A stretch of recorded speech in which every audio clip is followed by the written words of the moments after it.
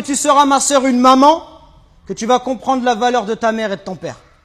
Quand tu vas voir que la mère, pendant 9 mois, elle te porte et elle subit les difficultés. Elle subit des coups de ta part. Que lorsque tu nais, le jour où Allah t'a mis au monde, ce jour-là, ta mère, elle a l'impression qu'elle allait mourir, tellement les douleurs, elles sont intenses. Et les hommes, on ne sait pas de quoi on parle quand on parle de cela. Il n'y a qu'une femme qui peut l'expliquer. Quand ta mère, pendant 2 ans, elle t'a allaité, elle ne dormait pas la nuit. Pendant 2 ans, tu lui as perturbé son sommeil.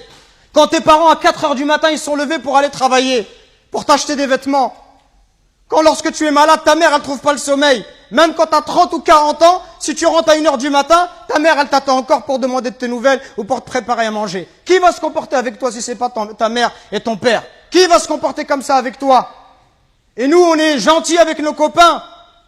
À n'importe quelle heure, on répond à l'appel de nos amis qui nous demandent de l'aide, on les aide. Mais est-ce qu'on aide nos parents? Est-ce qu'on est à leur écoute? Est-ce qu'on leur donne du temps? Est-ce qu'on leur montre du respect? Les anciens, ils disaient, Zayd al-Abidin, le petit-fils de Ali ibn Abi Talib, il disait, on lui disait, toi, tu es quelqu'un de très bon avec tes parents, pourquoi tu manges jamais avec ta mère? Il dit, parce que j'ai peur, si ma mère, elle voit dans l'assiette quelque chose qu'elle a envie de prendre, et si je le prends avant elle, j'ai peur qu'Allah, il compte cela comme la désobéissance. Et il disait rien d'étonnant à cela. Il disait, ceux qui ont vécu avant nous, ils considéraient comme un manque de respect envers les parents que d'habiter au premier étage et que de laisser habiter les parents au rez-de-chaussée. Regardez jusqu'où ça allait. Allahu Akbar. Le simple fait d'être au-dessus de sa mère, au premier étage, sa mère au rez-de-chaussée, ils considéraient ça comme un manque de respect.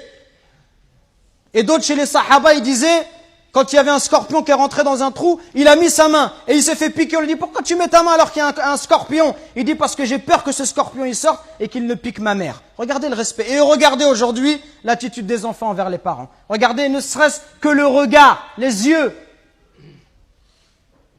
Wallahi mes frères, si nos parents ils invoquent contre nous, wallahi c'est pour nous le malheur dans la vie d'ici-bas et dans celle de l'au-delà. Allah Azza wa Jal, par l'intermédiaire du prophète alayhi salatu wassalam, il nous dit qu'Allah il a interdit le paradis.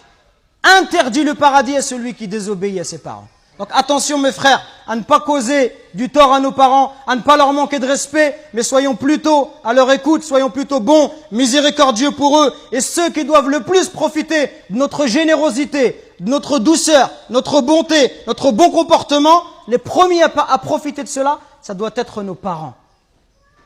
Parce que viendra un jour où ils vont partir, et le jour où ils vont partir, tu vas regretter. Et tu vas dire, ah, si je pouvais encore faire du khair à mon père, si